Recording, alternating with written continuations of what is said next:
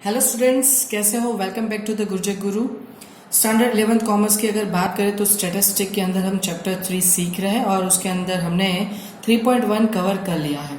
आज हम डिस्कस करने वाले हैं combined mean and weightage mean के बारे में। सर, अब ये कंबाइंड मीन क्या होता है? देखो, जैसा नाम वैसा काम। कंबाइंड मीन का मतलब, सपोज मान लो कि आपके पास अलग अलग मीन दे के रखे, जैसे कि आपको दे के रखा है x⁻1 दिया है, वैसे दिया x⁻2 दिया है, वैसे x⁻3, ऐसे आपको अलग अलग 3 मीन दे के रखे हैं। अब इन 3 मीन दे के रखे, वो 3 अलग अलग ग्रुप के होंगे। और सपोज मान लो कि फर्स्ट ग्रुप है उसका n है n1, सेकंड का n2 है, तो जो थर्ड ग्रुप है उसका n3 है। ऐसे कितने भी ग्रुप हो सकते हैं, बट अभी मान लेते कि 3 हमारे पास ग्रुप है और उसका x⁻ मीन जो है वो कुछ ऐसा होता है हमारे पास। अब इन तीनों का अगर मुझे कंबाइंड मीन फाइंड करना है तो हम कंबाइंड मीन ऐसे फाइंड करेंगे, उसका साइन होगा x⁻c, मतलब combined mean is equals to, combined mean is equals to. Now अब देखो, ये x⁻1 है, उसको मैं n1 के साथ मल्टीप्लाई कर दूंगा। सो क्या हो जाएगा, x⁻1 इंटू n1, फिर प्लस x⁻2 को n2 के साथ मल्टीप्लाई कर देंगे, that means x⁻2 n2, plus x⁻3 को n3 के साथ मल्टीप्लाई कर दो, x⁻3 n3, और डिवाइड करने के टाइम पे सिर्फ n से डिवाइड करते थे, अब हम इन तीनों से डिवाइड कर देंगे, मतलब n1 plus n2 plus n3। Is it clear? Ultimately देखा जाए तो ये कुछ नया नहीं किया है। याद करो, x⁻ का फॉर्मूला क्या होता था, तो sigma xi divide by n, ऐसा फॉर्मूला होता था। अब अगर मैं इस n को इस x⁻ के साथ मल्टीप्लाई करूंगा तो मुझे सिग्मा xi मिल जाएगा x⁻ इंटू n करने से। तो यहाँ पे हम ऐसा ही कर रहे हैं, पहले सिग्मा xi फाइंड कर रहे हैं पहले ग्रुप का, फिर दूसरे ग्रुप का, फिर थर्ड ग्रुप का, वैसे करके तीनों का जितना टोटल होता है नंबर्स का उससे डिवाइड कर देते हैं, तो हमें कंबाइंड मीन मिल जाता है। ये कंबाइंड मीन हुआ। अब वेटेज मीन क्या होता है सर? अब वेटेज मीन के अंदर आपको वेट दिया जाता है। याद रखना, क्या दिया जाता है? वेट दिया जाता है। मतलब सर, मान लो कि आपके पास 3 अलग अलग ग्रुप है, फिर से एक बार, उसमें आपके पास x है, x1 बोल देते हैं, फिर x2 है और x3, ऐसे 3 वैल्यूज है, और तीनों का अलग अलग इंपॉर्टेंस है, अलग अलग वेट है। वो है, एक का है W1 मतलब वेट 1, एक का बोल देते हैं वेट 2, और तीसरे का जो है उसको W3 बोल देते हैं।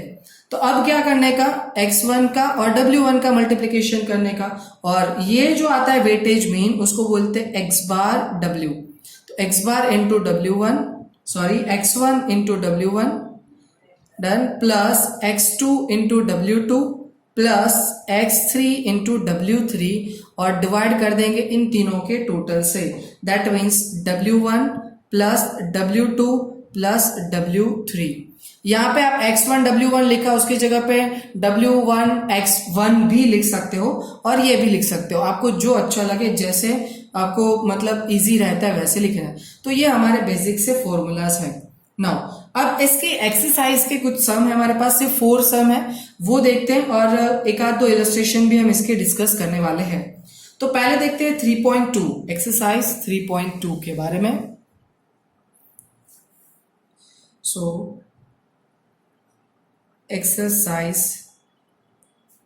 3.2 के अंदर जो हमारा फर्स्ट क्वेश्चन है, वो क्वेश्चन कुछ इस हिसाब से, मैं आपको दिखा रहा हूं प्रेजेंट करके, प्रेजेंट नहीं करेंगे, ऐसे देख लो। चलो, ये हमारा फर्स्ट क्वेश्चन है, बुक के अंदर देख लो, पेज नंबर 81 पे है। The mean daily veg paid by 75 skill worker of a factory was 280। क्या बोला है कि भाई 75 वर्कर जो काम कर रहे हैं और उसका मीन वेज जो है वो ₹280 है। मतलब ये n हो गया और ये x⁻ हो गया।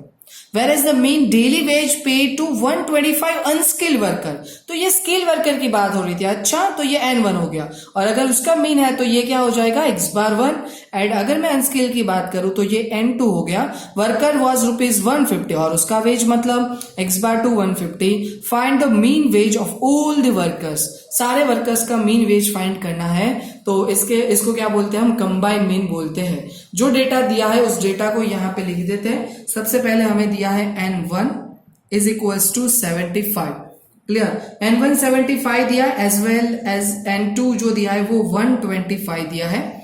x बार 1 जो था वो x बार 1 है 280 और x बार 2 जो है वो है हमारे पास 150। अंदर मैंने आपको बता ही दिया था और उसमें से मैंने सिर्फ देख के लिख लिया है। नाउ इतनी इन्फॉर्मेशन मिल जाने के बाद, क्योंकि अब हमें पता है कि मीन का मतलब क्या होता है, मीन फाइंड करना है, कंबाइंड मीन, ये वाला फॉर्मूला। यहाँ पे मैंने 3 अज्यूम किए थे तो 3 लिया था। यहाँ पे डेटा हमारे पास 2 का है तो 2 के लेंगे। अगर 4 5 है तो उस हिसाब से हम फॉर्मूला लिख सकते हैं, बट यहाँ पे हमें फॉर्मूला कुछ ऐसे लिखना है, combined mean is equals to x bar c is equals to क्या हो जाएगा, तो x bar 1 n1 plus x bar 2 n2 divide by n1 plus n2। Clear? क्या हो जाएगा, n1 प्लस n2। चलो अगर इसके अंदर वैल्यूज की अगर बात करें तो x बार 1 कितना है 280 मल्टीप्लाई विथ n1 कितना है 75 प्लस x बार 2 n2, तो x बार 2 कितना है 150 इनटू n2 कितना है 125 और नीचे n1 n2 मतलब 75 प्लस 125। Is it clear? तो मैं इसका मल्टीप्लीकेशन जो है वो मैं कैलसी में कर लेता हूं, तो 280 इंटू 75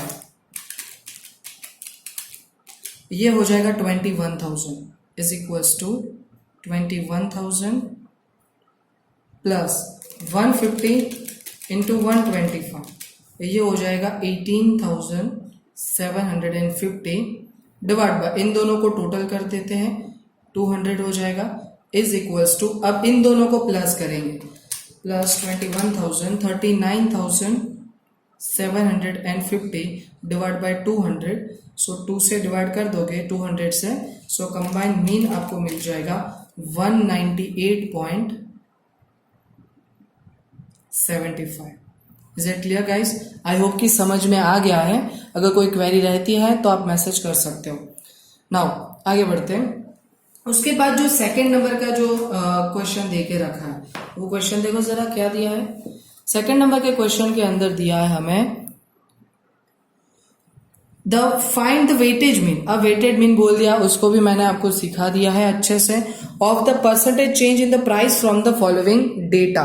अलग अलग डेटा दिए के रखा है, उसमें जो चेंजेस होते हैं उसके बेसिस पे आपको वेटेज मीन फाइंड करना है।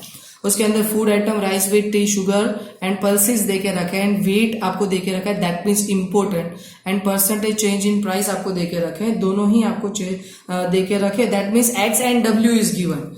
अब मुझे इसके बेसिस पे फाइंड करना है अगर, तो मैं कैसे कर सकता हूं,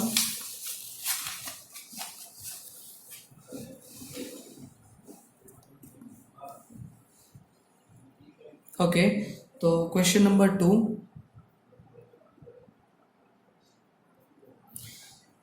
जिसके अंदर हमें दिया गया है फूड आइटम और वेट एंड परसेंटेज, इतनी चीजें हमें दी गई है और उसके बेसिस पे हमें फाइंड करना है। तो मैं लिख देता हूं पहले फूड आइटम।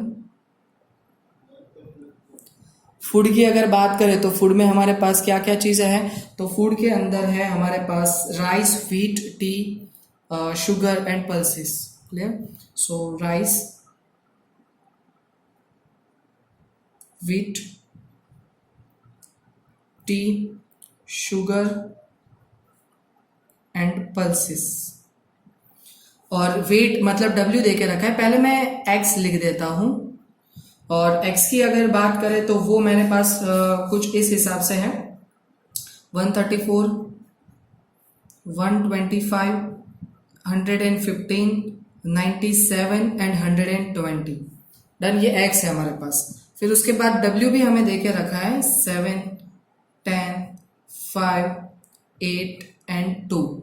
अब देखो मेरे पास x भी है और w भी है, मतलब x 1 2 3 4 5, w 1 2 3 4 5 ऐसा होगा, फिर उसका टोटल होगा। तो बेसिकली हमारा जो फॉर्मूला है उस फॉर्मूला के हिसाब से हम क्या करेंगे, x1 into w1 plus x2 into w2। इसका मतलब मैं यहाँ पे i बोल देते हैं, तो xi wi कर रहा हूं मैं, इसका मतलब इन दोनों को मल्टीप्लाई कर सकता हूं मैं, यस कर सकते हैं। तो चलो स्टार्ट कर देते हैं। 134 इंटू 7 तो ये हो जाएगा 938। ये हो जाएगा 1250। 115 को 5 से मल्टीप्लाई कर दो, ये हो जाएगा 575। 97 को 8 से मल्टीप्लाई कर दो तो ये 776, और 120 इंटू 2 करोगे तो 240 आएगा। Is it clear? नाउ अब इन सबका एक साथ टोटल मैं कर देता हूं, तो सबका टोटल हम करेंगे तो सबका टोटल हो जाएगा, उसको बोलेंगे sigma XIWI is equals to 3779। तो एक फॉर्मूला जो हमने लिखा था कि भाई जब अगर आपको वेटेड मीन फाइंड करना है तो x1 W1 plus x2 W2 ऐसे ना करना हो, तो ये मैंने डायरेक्ट कर दिया। तो अब उसका फॉर्मूला कुछ ऐसा हो जाएगा, x bar W is equals to summation of XIWI divide by sigma WI। मतलब ये जो है इसका टोटल ही कर दो, WI बोलो या W बोलो, व्हाटएवर जो कुछ भी बोलना है उसका टोटल कर दो। तो अब इस वैल्यूज में 10 7 और 10 फिर 5 22 और 10 32 समथिंग आएगा। क्लियर? सो अब हमारे पास 3779 वैल्यू है, उसको हम 32 से डिवाइड कर देंगे तो हमें आंसर मिलेगा 118.09। ये मिल गया मुझे वेटेड मीन। आई होप कि ये क्लियर है। Is it clear guys? बहुत ही सिंपल था, आप लंबा भी खींच सकते हो x1 W1 वाली मेथड से।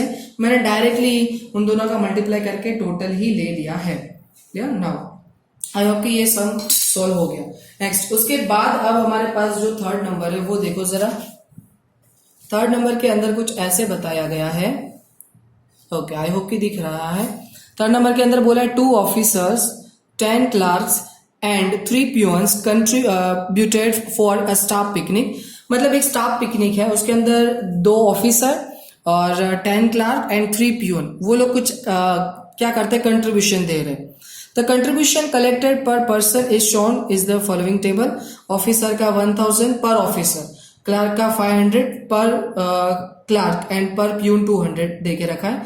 Find the mean contribution per person using weighted mean. आपको क्या फाइंड करना है? फाइंड द मीन कंट्रीब्यूशन, कि भाई एवरेज कंट्रीब्यूशन कितना हुआ पर पर्सन यूजिंग वेटेड मीन। चलो अब वेटेड मीन को यूज करके आपको फाइंड करने को बोला है।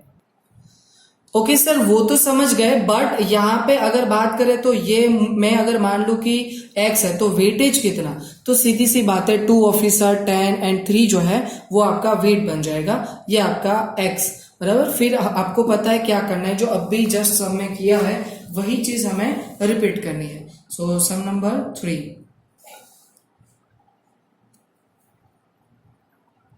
उसके अंदर सबसे पहले लिख देते हैं xi। जो x हमारे पास है वो x कुछ इस हिसाब से है कि ऑफिसर में 1000 है। अब ऑफिसर वो सारी चीजें नहीं लिख रहा हूं, क्लार्क में 500 है, उसके बाद प्यून 200 है।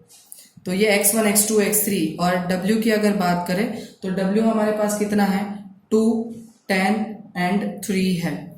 अब देखो जो फॉर्मूला मैंने सिखाया था उस फॉर्मूला के हिसाब से करना है, तो ऐसे करोगे x bar w is equals to x1 आएगा x1 w1 plus x2 w2 plus x3 w3, और डिवाइड किससे करेंगे w1 plus w2 plus w3 से आप क्या करोगे, डिवाइड करोगे।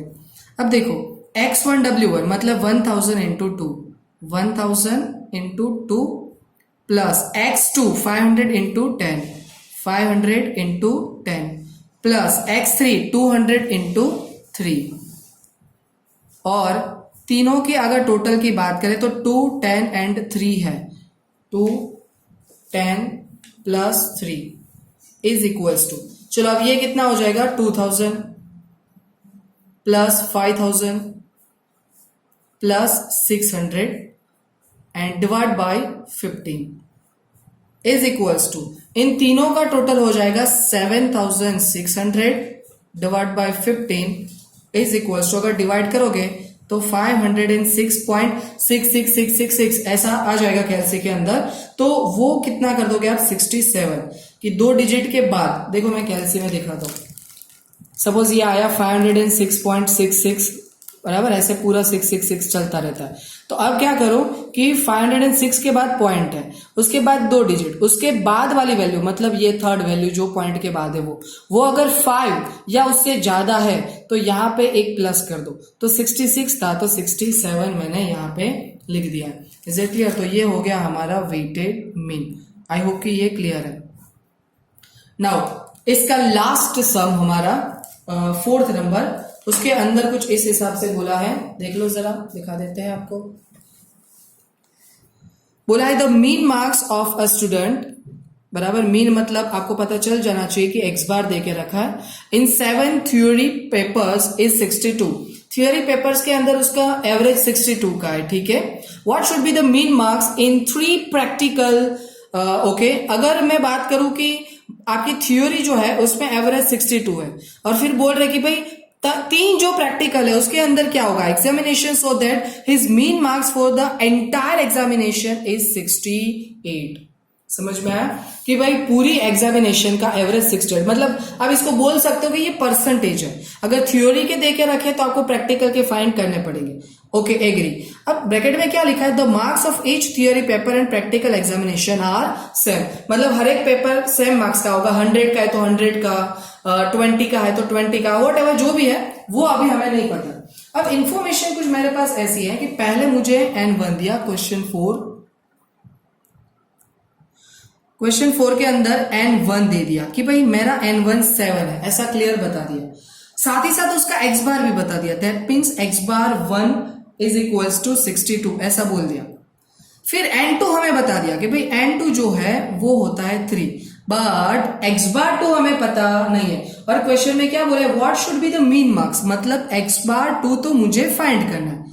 तो सर और कुछ इंफॉर्मेशन है, यस, एंटायर एग्जामिनेशन की 68 है, मतलब कंबाइन मीन आपका 68 दिया है। बस, तो अब हमारा काम क्या रहेगा, तो कंबाइन मीन का फॉर्मूला यूज करेंगे और फाइंड कर लेंगे x बार 2। चलो, तो कंबाइन मीन का फॉर्मूला क्या होता है, तो x bar c is equals to n1 x bar 1 plus n2 x bar 2 divide by n1 plus n2 is equals to, चलो n1 कितना है 7 है, x बार 1 कितना है 62 है, क्लियर, प्लस n2 3 है, बट x बार 2 सॉरी ये मुझे नहीं पता, डिवाइड बाय 7 प्लस 3, और कंबाइन मीन ये कितना देके रखा है 68 दिया है। अब देखो 68 एज इट इज रखो, 7 इंटू 62 कैलसियम में करो कितना आएगा 434 प्लस ये हो जाएगा 3x bar 2 divide bye 7 plus 3 10। अब ये 10 यहां पे अगर डिनोमिनेटर में है तो यहां पे मल्टीप्लीकेशन में आ जाएगा, यस। तो 68 इंटू 10 करोगे तो 680 is equals to 434 plus 3x bar 2। Now इस 434 को भी इक्वल्स टू के उस साइड भेजते हैं तो क्या हो जाएगा 3x bar 2 is equals to 680 minus 434, so 3x bar 2। अब आपको क्या करना है 680 में से 434 को माइनस करना है तो 246 आएगा। कितना आया 246 आया। नाउ अब मुझे फाइंड करना है x बार 2, तो 246 divide by 3, so x bar 2 is equals to, मतलब इसको 3 से डिवाइड कर दो कितना आएगा 82 मार्क्स। तो मीन मार्क्स उसके प्रैक्टिकल में 82 अगर रहेंगे तब जाके उसका जो एवरेज, उसका क्वेश्चन था 68 उतना बन पाएगा, अदरवाइज ये नहीं होगा। ठीक है, तो इसको पोज करके लिख लेना ये चारों के चारों क्वेश्चंस। अब इलस्ट्रेशन में आपको दिखा देता हूं, बाकी अब खत्म करते हैं चैप्टर को, मतलब कि 3.2 एक्सरसाइज को। इलस्ट्रेशन में इलस्ट्रेशन नंबर 10 देखो। सबसे पहले 10 नंबर का इलस्ट्रेशन है, उसमें बोला गया factory owner knows that the mean monthly production from January to March is 350 items. तो ये हमें समझ में आ गया कि भाई जनवरी टू मार्च मतलब जैन फेब एंड मार्च 3 महीने का, सो n1 इक्वल्स टू 3 और उसका एवरेज 350 मतलब x बार 1 350। फिर फ्रॉम अप्रैल टू अगस्त मतलब April May June July August 5 month, so n2 equals to 5 months and उसका मीन जो होगा it is 254 items, that means x bar two is 254 and from September to December तो ये हो जाएगा 4 month और उसका 315 देके रखा है। Find the mean monthly production for that year. तो देखो अब सबका एवरेज मुझे फाइंड करना है, मुझे सारी इंफॉर्मेशन अब मिल चुकी है, तो उसके लिए हम कंबाइन मीन का फॉर्मूला यूज करते हैं। वैल्यूज अप्लाई करोगे आपको 298.33 मिल जाएगा। क्लियर? वैसे ही क्वेश्चन नंबर आपको देके रखा है 11 नंबर, देखो उसमें कुछ मिसिंग देके रखा है, वो थोड़ा अच्छा सा हमें देख लेते हैं क्या है। उसमें दिया है the ratio of women and man employees in the office is 1:2। Man and women office के अंदर है वो 1:2 में। The mean of ages of women and man are 34 years and 37 years respectively. मतलब मीन एवरेज आपको देके रखा है कि भाई वुमेन का जो है वो 34 एंड मैन का 37 होगा। Find the mean age of all the employees of the office. जितने एम्प्लॉयज है उन सबका एवरेज कितना होगा ऑफिस के अंदर। अब सबसे पहले तो मुझे वुमेन कितना है ना वो ही नहीं पता है, तो मैं उसको अज्यूम कर लेता हूं ए, बराबर। अब मैन कितना है वो भी नहीं पता है, बट अगर ये ए है तो उसका रेशियो 1:2 है, मतलब जो मैन है उससे डबल हो गए, मतलब ये कितना हो जाएगा 2A हो जाएगा, क्योंकि रेशियो 1:2 है। नाउ अब दूसरी बात, x बार 1 कितना है हमारा 34, x बार 2 37 लिख दिया। Formula n1 x bar 1 n2 x bar 2 divide by n1 plus n2। Clear है? नेक्स्ट अब देखो n1 a अप्लाई किया, x bar 1 34, n2 2a, x bar 2 37 और n1 प्लस n2 मतलब a plus 2a। So 34a and यहाँ पे 37 into 2 74a divide by 2a plus 1 है मतलब 3a। इन दोनों को प्लस करो 108a divide by 3a, a cancel कर दो और 108 डिवाइड बाय 3 करो 36 आएगा। तो ये इलस्ट्रेशन अच्छा था। इसके बाद 12 देख लेना एक बार, और 13 नंबर का है वो तो वेटेज वाला है, तो उसमें कोई प्रॉब्लम नहीं होगा। आई होप कि सब कुछ क्लियर हो गया। अगर फिर भी कोई क्वेरी है तो आप कमेंट कीजिए, डाउट सॉल्व कर देंगे। Thank you so much.